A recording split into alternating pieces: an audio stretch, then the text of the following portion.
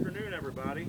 Welcome to the Ohio River Scenic Byway. My name is Darrell Velker. I'm the current president of the Ohio River Scenic Byway group. And to get the dedication of the Scenic Byway Kiosk underway, I'd like to have the 5th graders from Leavenworth Elementary School to start us off with the pledge to the flag. You all please say the pledge allegiance. Allegiance to the flag of the United States of America and to the republic for which it stands, one nation, under God, indivisible, with liberty and justice for all. Thank you very much.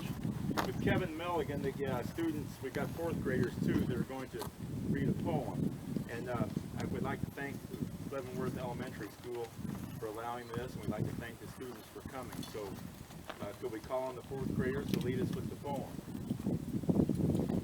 The Ohio, by excellent spot, flow on, that glorious river, thy mountain shores between, to where the stormy waves dash on to Venus green. Flow on between the forest within above thy side, and neath the sky and stars that lie, made within thy tide. High in the distant mountains, thy first small fountains gush, and down the steep through the ravine in shallow rills they run, till in the level valley, to which the hills descend, converging from the summit, knit 1,000 rills and blend. And soon the narrow mountain stream, over which a child might lead, holds on its course with the giant's force in a channel broad and deep.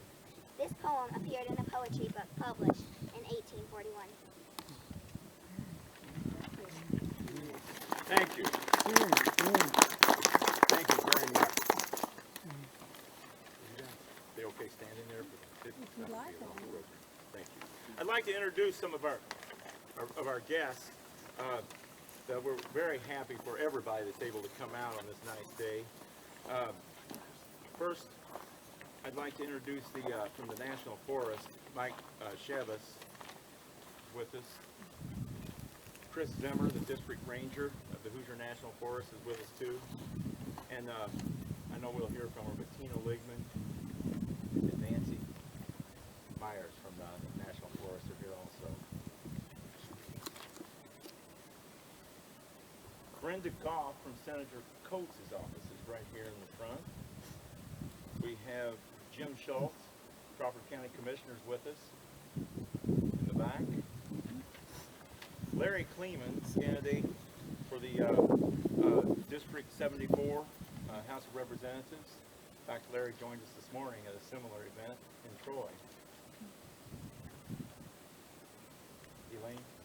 Elaine Stevenson is with us, nearby entrepreneur. She's going to make a few comments about Leavenworth in a few minutes.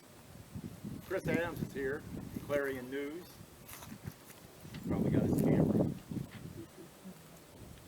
David Wilkins, historian, is also here, and he'll speak to us in a moment. I'd certainly like to thank Sharon Wilson from the Crawford County Tourism and many other things, because she helped arrange a whole lot of things. The Scenic Byway program is something some of you may have heard about or not.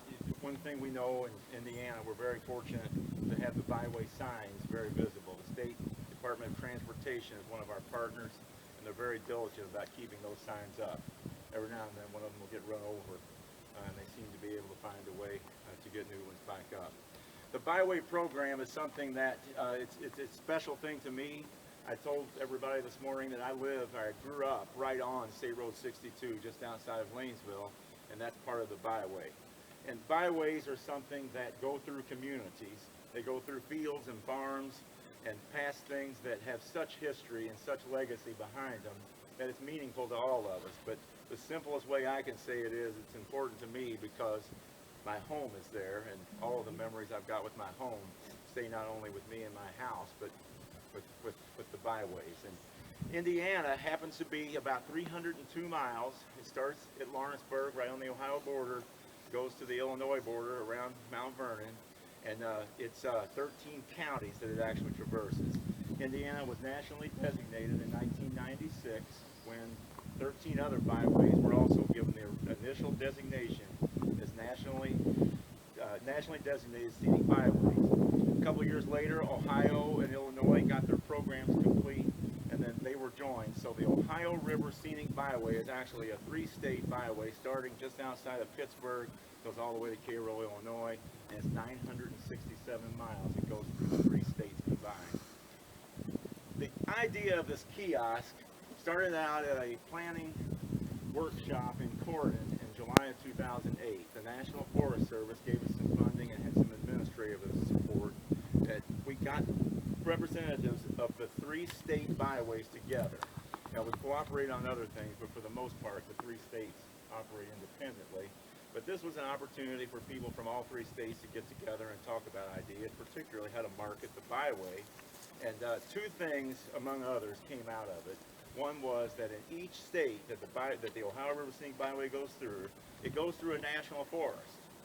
And the second thing is that if there were, to market it, if there were informational kiosks where travelers could come off the road, like this little roadside table used to be, and find out about some of the attractions and events in the area, that it might help to promote the communities along the byway. So we had a goal when we left that workshop of having kiosks along the byway. Now, any goal may not get very far unless it has a champion and, for that matter, funding. And the champion was Tina Ligman, who helped with all the administration of it, and the funding at that time, Federal Highway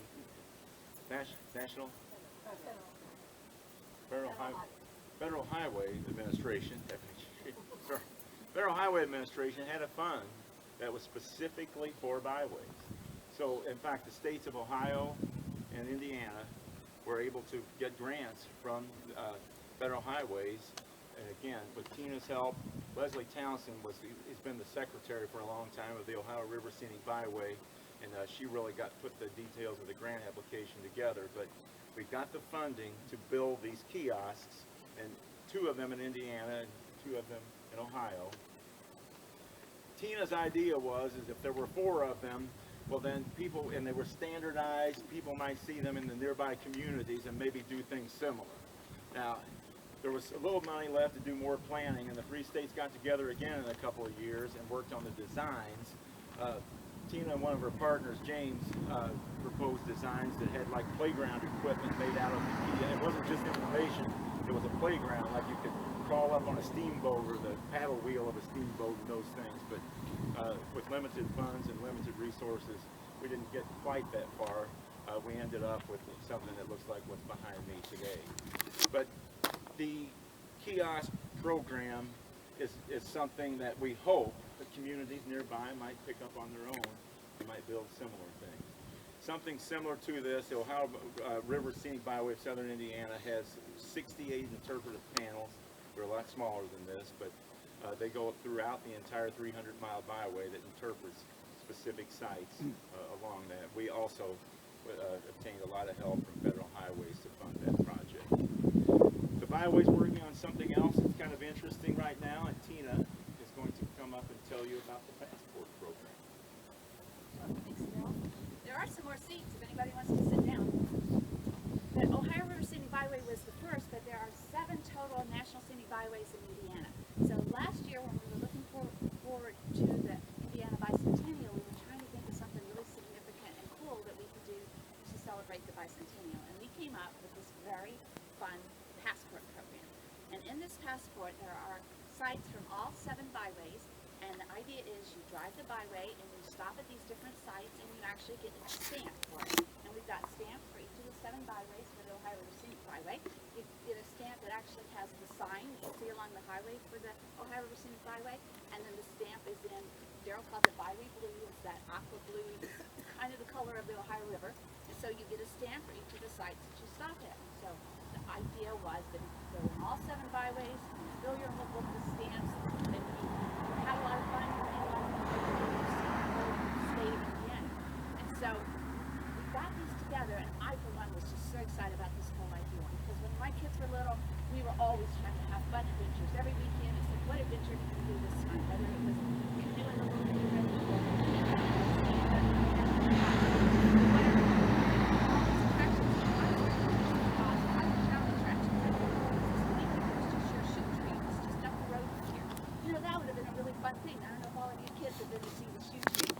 are things that just really appeal to kids.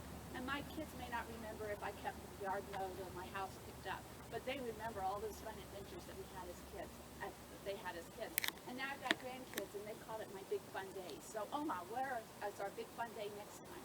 And so these passports are just full of big fun days and ways to make memories for kids and for your family. So I encourage you to pick up a passport, and Daryl's going to be passing them out to sites along the Ohio River, but all 7 byways, and go out and make some memories. So. Hey Tina, question. So the passports, will there be some here in Leavenworth where youngsters could go get them? At the Overlook. At the Open. Yeah. Okay. So that's your We local. don't have it distributed there yet, but Yeah. we're working on that. Thank you. Yes, the Overlook is one of the sites. Thanks. So the next speaker is Mike Chavez. He's my boss, Forest Supervisor for the Hoosier National Forest. Welcome everyone. What a great day. Glad to see so many folks turned out for this.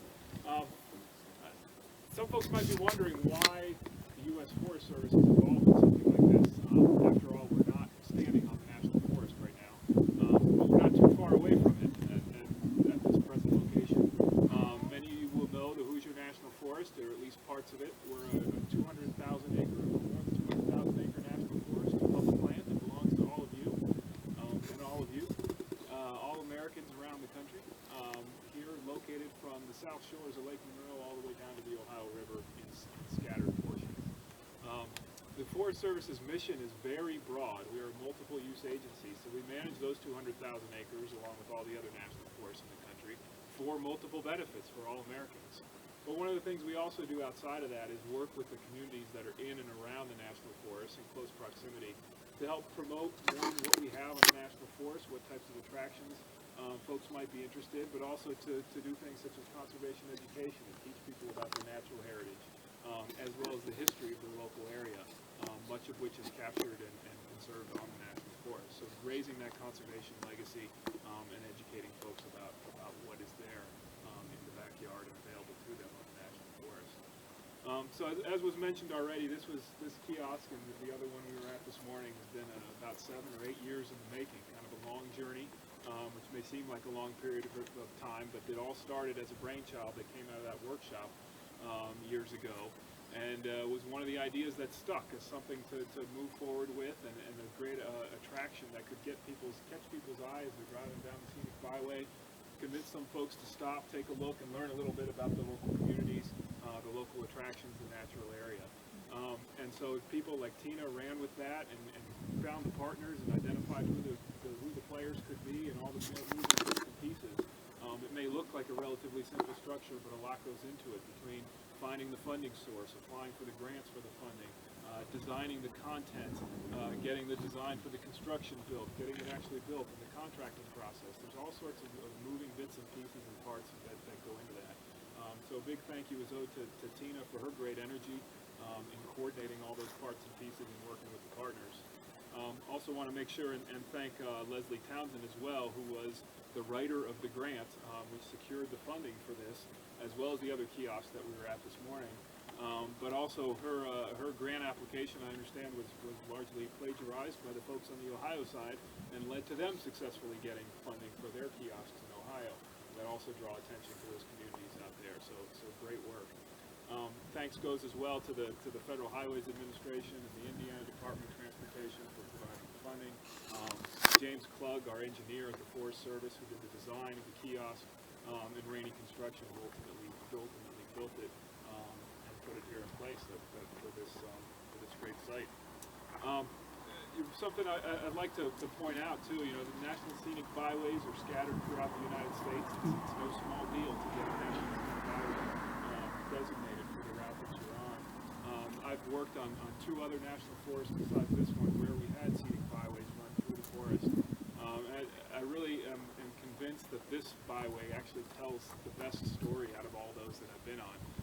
Because here in the eastern United States, and particularly in southern Indiana, we've got a great piece of history captured here. And if you take the time as you drive along, take the time to observe what's around you and to learn why the land looks like it is, why the communities are where they are, stop at places like this and learn a little bit about your surroundings. There's really a great story that can be traced about Native American history and early European settlements of this part of the country, and then the movement west from here, and really the developing and building of the nation that was started for many years, and then the changes in how we use land and how a conservation ethic grew out of the country and out of the people of this country, and here in the eastern United States in particular, here in Indiana, there's a great story of how conservation is not just one model where it can be pieced together with a combination of national forests that are set aside for conservation for all Americans, for state forests and state parks and national parks,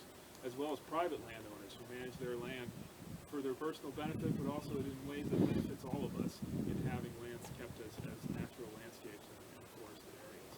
So I'd really ask folks to take that time and learn about all that different mosaic that we have here. And here's one snippet to get people interested, and hopefully it gives them a taste of interest in learning more. Thanks again. Thank you, Mike. Now we'll hear historical notes from David Wilkins. 2 or 3 years or so since Tina and I met, and we discussed some history about Leavenworth area and reviewed photos that I have, and from that, these posters have been produced. What greater thing could be in the background here for these posters than the Delta Queen coming out of Lock 44 on an August Sunday afternoon in the 1960s. It'd be nice to see her flying this water again here one of these days. They're rebuilding her now. But these posters that's put up, they pretty well tell most of the story. I have a couple little things I want to cover was on the other side about Leavenworth being founded around 1814. There are things there that says 1818. Well, Zebulon Leavenworth did move here in 1818 to live as his residence, but he was in Madison and Jeffersonville and Crawford before he came to Leavenworth to live. But he had come here in about 1813 and had platted the town and had laid claim to 434 acres that was north of the Ohio River in Section 6.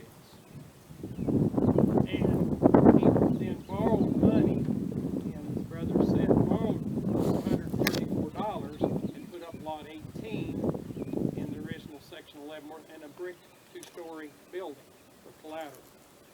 Those records can be obtained to see that and those would have been in 1814. They renewed the note in 1816, and finally they lost that lot to Clark, Clark and Haskell had loaned them the money, but the building was used right up and was tore down in the 1940s after the 45. But I wanted to mention why that on several things we're using now we say 1814 now instead of 1818. It was here much earlier than the 1880s. Secondly, the Captain Winfield Scott Paris. I talked to Tina when we was doing this, and I requested that we use him as on our steamboat section. He was married to my great aunt in our family there, and lived in Leavenworth. But why we selected him over there? We had like the West Falls and Wilkins Lines and several other pilots and captains, riverboat captains. But he was on the big ones when it was in the heyday. The Tarascon, the Morning Star, Tale City, James Guthrie, E.G. Reagan, and even the Nellie Willett. Nellie Willett, along with several other steamboats, were built in Leavenworth. Leavenworth built quite a few steamboats. They also built about on the other side the D-Line Skiff Company. Later, the Dan Allen Skiff Company, which Dan started with the D-Line, and then he ran a little operation and built steamboats, or built yaws, and mainly John boats. But later, after the 37 flood, Stevenson's obtained and the Dan Allen Skiff Works, and they even built yaws and skiffs and John boats in the basement of the store for several years. And there's one or two of those still in existence. Leavenworth, why build here? First reason was a good source of water, the big spring. It's at the lower end of town. That was a fine source of good fresh water. Secondly, was the river itself, commerce. course there. Some of the early things, you know, shipped out of here, really big things were lime.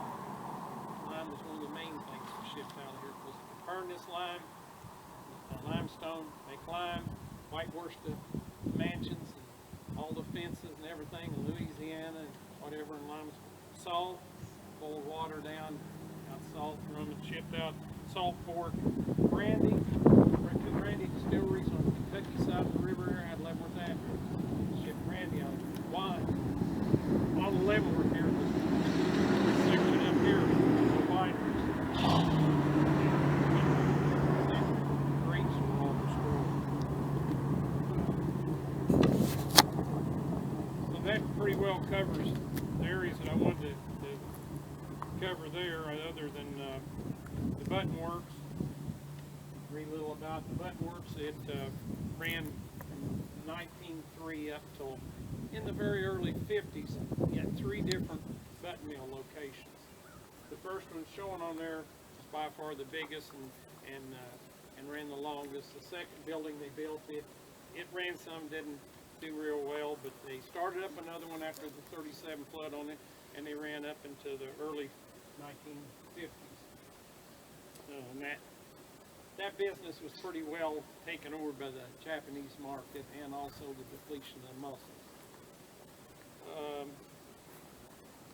The main thing that I wanted to talk to you about here today was about, of course, we mentioned locking down 44 from 1919 to 1925. The construction brought hundreds of people in here to work. It's a big help to the town of Leavenworth, and of course it went back to the sleepy little town it was after it left, but that's the way we liked it. The Indiana State Highway Commission was formed in 1919, and a little plaque over here mentions George M. Fritz. He was a locating engineer that worked for the state from 1920 through 1923. And on that plaque there, speaking of them, it says, "Through summer's heat and winter's blast, we trod these hills that ye might pass." Well, he was very instrumental in getting the state highway to Leavenworth.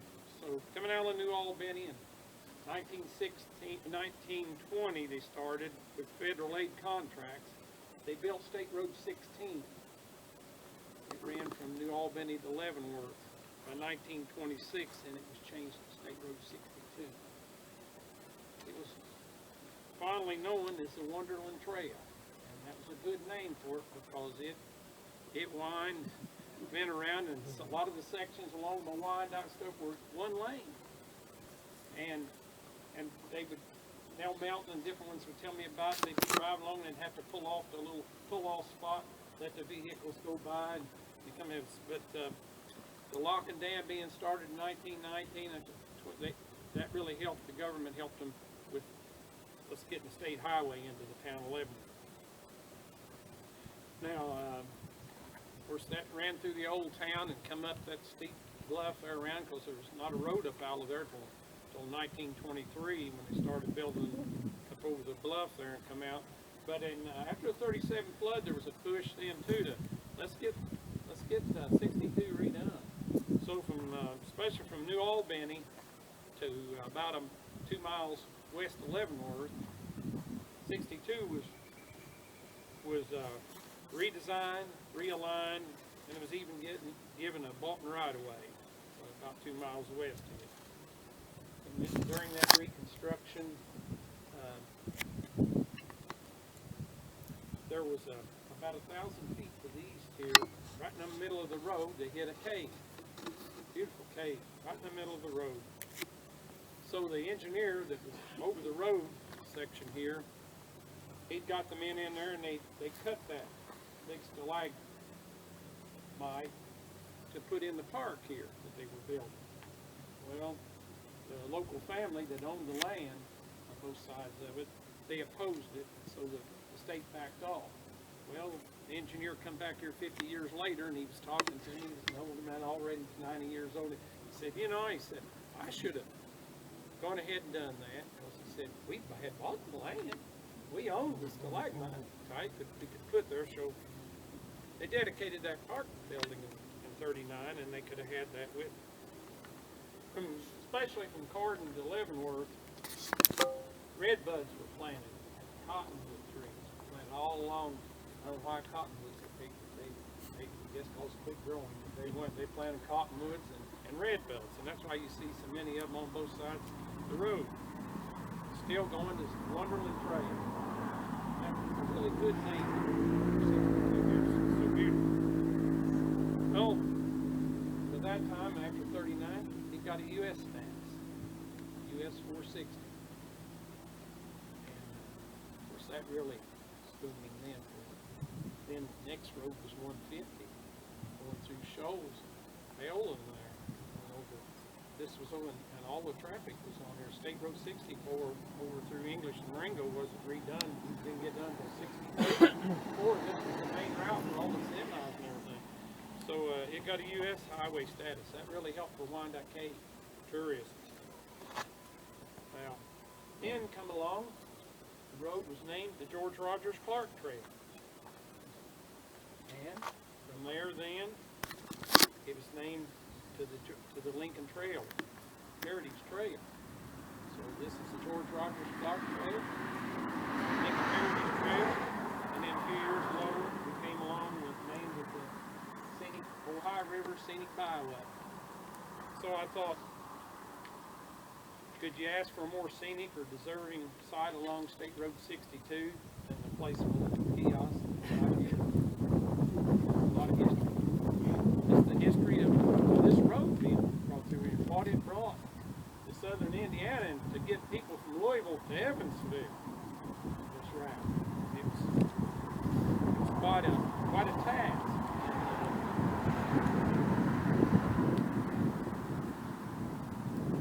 It's so beautiful. Like I said, still you can see a lot of the red buds and red from how they've been planted in the cottonwoods. I remember at the overlook here a few years ago, that tree finally died. It had the second largest red bud in Indiana. It was right there in that little Wonderland Trail overlook restaurant. There was from New Albany to Leavenworth, there were 10 pull-offs fixed where people could stop and picnic, have their little picnics. Let alone what they had at Wyandotte Cave or here at this park here and up at the overlook. Those 10 of those locations you could pull off. So they took great pride in the road in those at that time.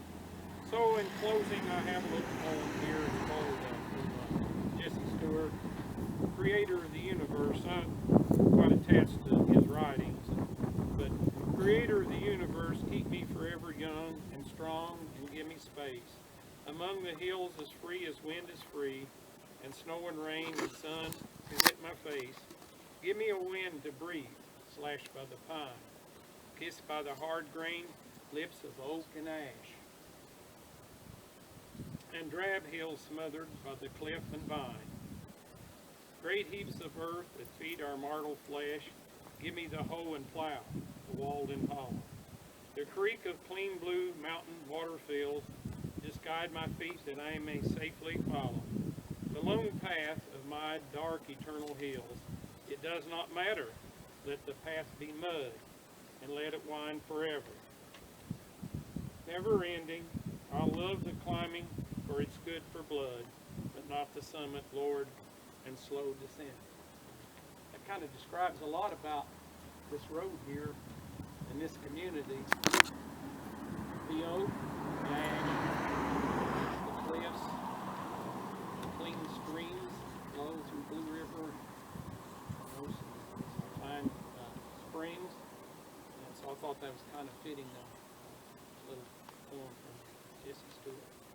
And I thank you for your time, and I want to thank Crawford County Tourism. I want to thank the town of Leavenworth for this placed on their property now. The Crawford County Historical Society, the Ohio River Scenic Byway, and the Hoosier National Forest for our kiosk. I hope we have something here for a lot of years here being plus to this community. Thank you. Tourism. Thanks a lot for coming, Allie. Thank you for having me. Like you said, I am here representing the Indiana Office of Tourism Development, but I grew up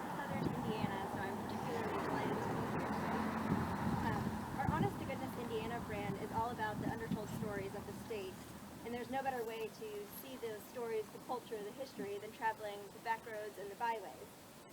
These new kiosks will also help tell those undertold stories to people who stop and read the information. The Ohio River Scenic Byway, I believe, offers some of the best views in Indiana. And for that reason, the Indiana Bicentennial Torch Relay will travel along this route in many of the 13 counties that follow this byway. And that will be this fall, so I'm really excited about that. Sharon Wilson has been a big part of that for Crawford County. And we also want to encourage you to pick up one of those passports that Tina spoke about, so you can discover not only the gems along this byway, but the other byways throughout the state. So thank you again for letting me be a part of this ribbon cutting today. I'm delighted to be here.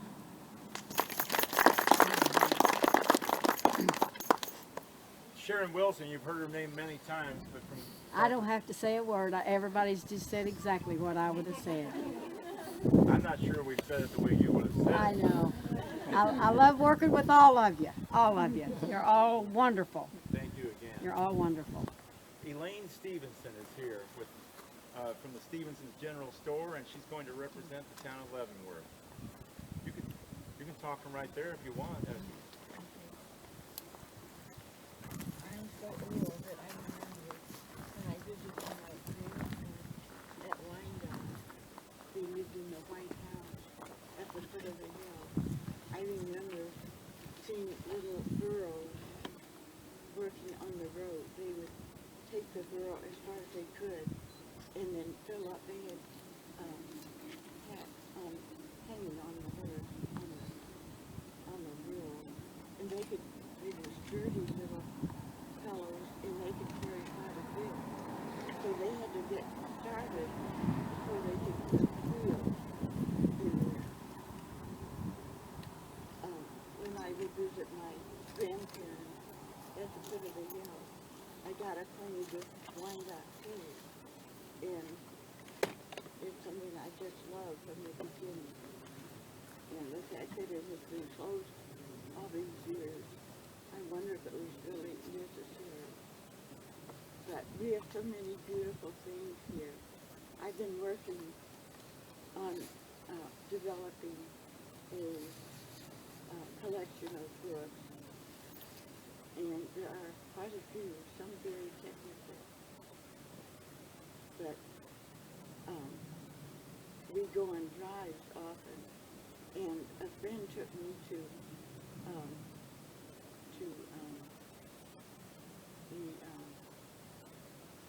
the Hemlock Cliffs, and it was a pretty Sunday afternoon. And as we drove along, we noticed there were so many cars parked on both sides, and I thought there was a huge party going on. But as we kept going, there were cars just packed in on both sides of the road that came out. Then we went to Leavenworth. I don't know how to pronounce it. And we drove in there, and there was not one car. But it was just beautiful. And there used to be a fire tower. I wish they could replace it because the view would be just gorgeous. Well, that's all. I just want to, one more thing. I had never heard of Resting Rock. And if some of you haven't, drive past the garage there and turn left as if you're going to Fredonia, and then turn left again, and this road goes down the hill. It's practically a mountain, and it was just beautiful. And in the middle of it is a huge rock, maybe as big as that gravel area, maybe bigger, and it's where the people driving horses or maybe just walking would stop and rest. It was so steep for the horses that they were just out of breath. And then this goes down to the river, and that's called Indian Holler. And the reason it's called that is that that was a good place for the white people to meet with the Indians and develop treaties. So the story goes that they passed a bottle of whiskey around, and they would keep doing that to keep the Indians in a good mood so they could get along better with them. Well, one Indian got his feet too hot, and he jumped in the river to cool off his feet. But, so that's why they call it Indian Hollow, because he hollered. There's so many things like that. And I just hope we can keep in the direction we're going. Thank you. Thank you very much.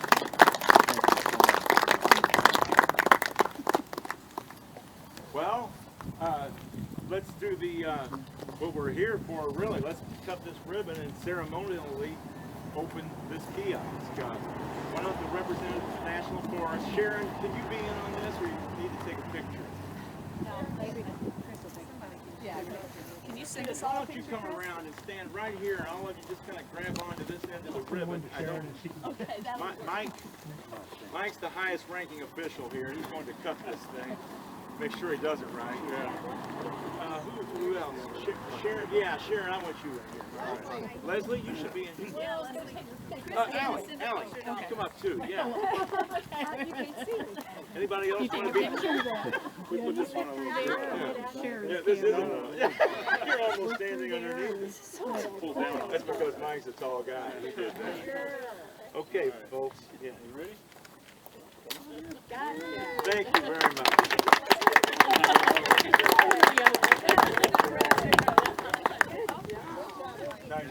Well, I practiced really well. Thanks a lot, guys. Thanks for coming.